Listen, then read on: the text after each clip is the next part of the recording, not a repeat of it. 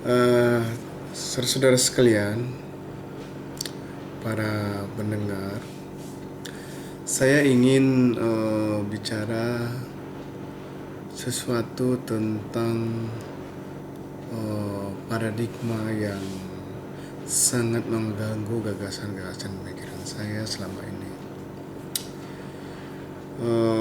Dalam dunia keilmuan kita mengenal banyak sekali paradigma, yang mana paradigma tersebut seolah-olah menjadi batasan untuk kita berpikir. Memang para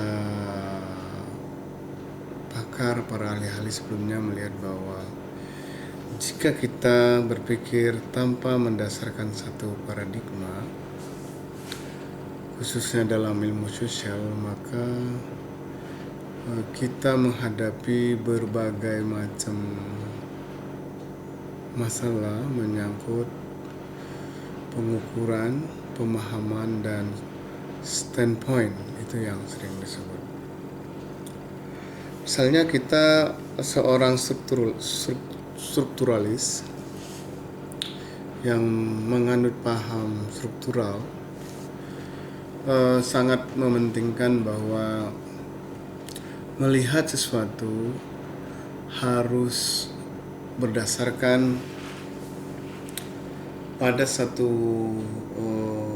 pemahaman struktur dan fungsi.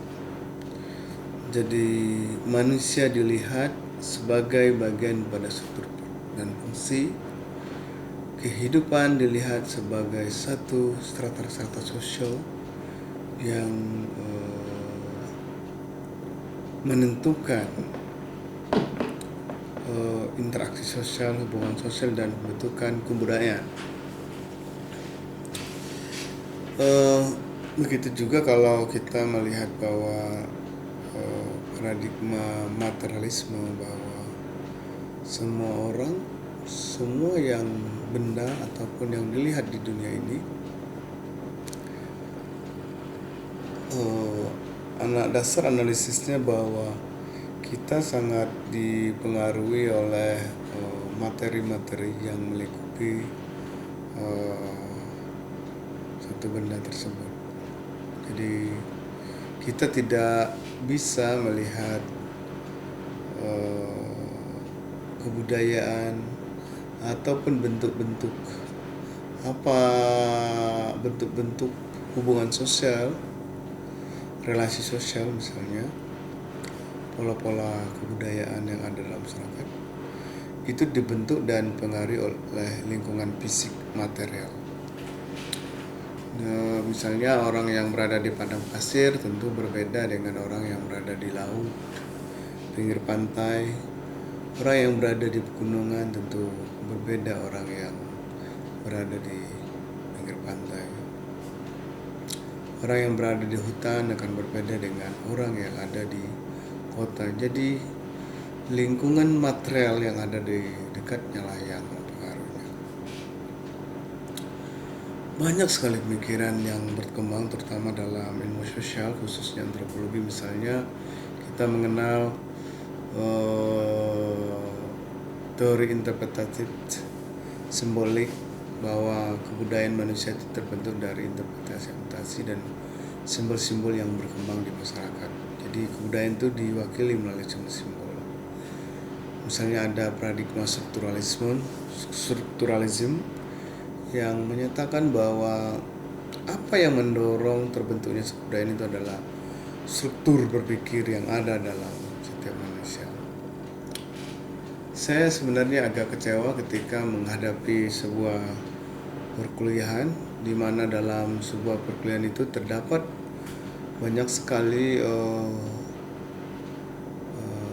aliran atau paradigma yang dianut secara terpisah oleh masing-masing pengajar. Kita mahasiswa misalnya menjadi korban dari sikap atau cara pikir seorang pengajar dalam menganut satu paham paradigma yang berkembang. Misalnya seorang struktural fungsional, paradigma struktural dan fungsi itu akan mendoktrin, meyakinkan terus-menerus para pelajarnya bahwa paradigma itu yang paling tepat. Paradigma lain akan menghadapi banyak masalah dalam menganalisis persoalan sosial. Begitu juga dengan dosen-dosen lain yang mengandung paradigma yang berbeda. Satu kali saya berpikir, saya melihat satu benda, misalnya benda yang sederhana yang ada di sekitar saya. Saya merenung dan memperhatikan benda itu secara mendalam.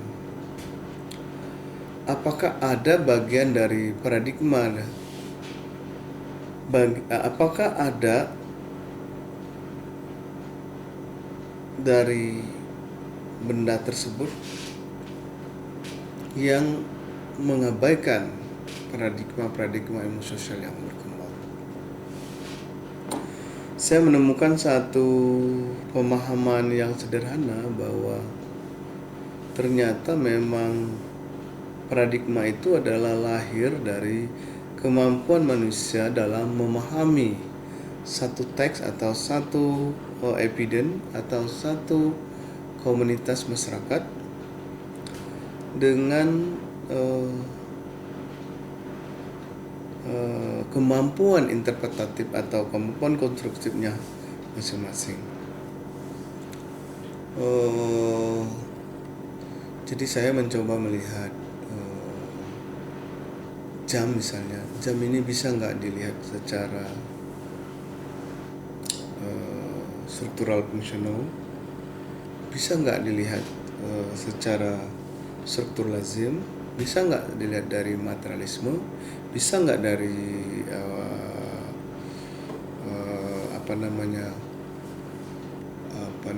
interpretatif simbolik atau pendekatan lain?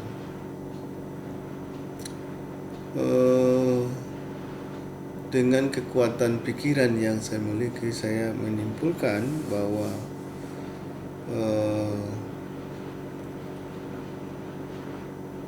paradigma itu ada limited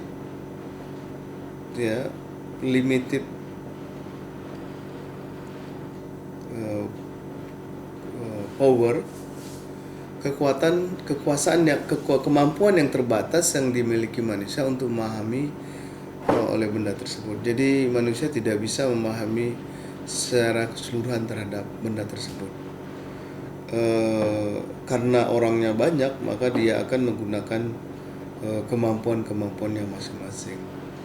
Jadi sebuah benda, misalnya sebuah jam, itu dia memancarkan atau bisa memancarkan kedekatan ke seluruh paradigma yang ada dan berkembang dalam ilmu sosial. Tapi jika satu benda itu hanya dipahami dalam satu paradigma saja, maka informasi yang diperoleh terhadap benda tersebut sangatlah terbatas.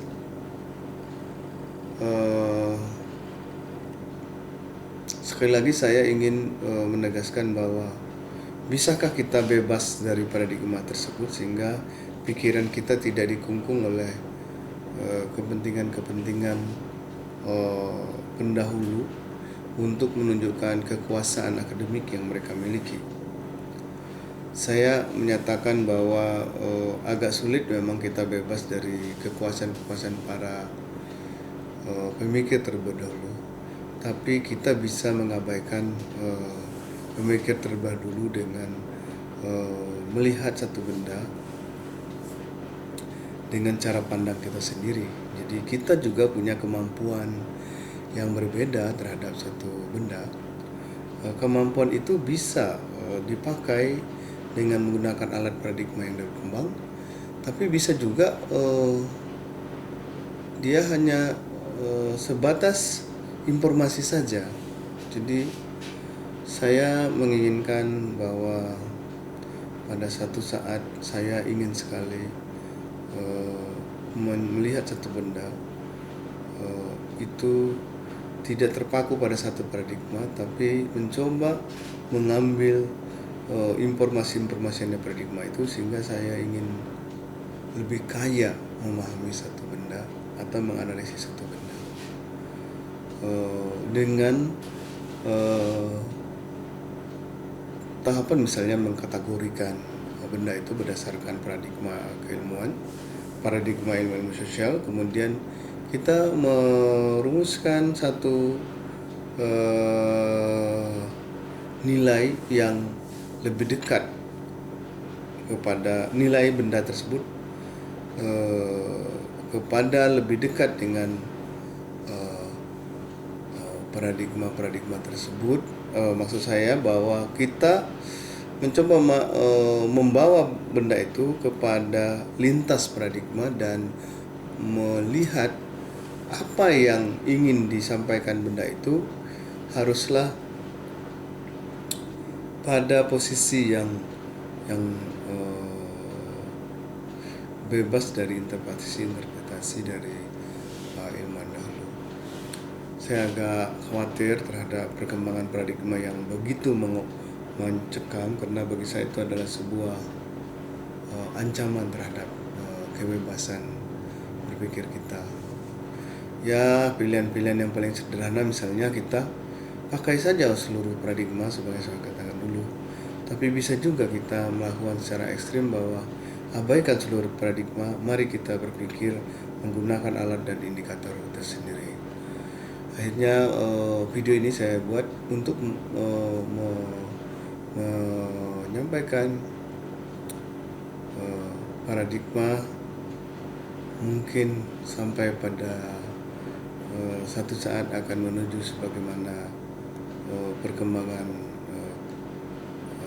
ilmu sosial itu sendiri, sehingga paradigma membentuk dirinya sendiri yang tidak lagi dipilah-pilah berdasarkan strukturalisme, aliran para penguasa keilmuan sebelumnya, strukturalisme rasional, interpretasi, dan sebagainya.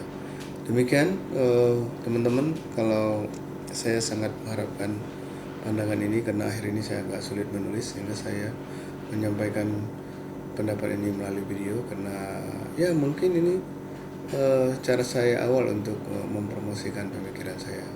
Terima kasih.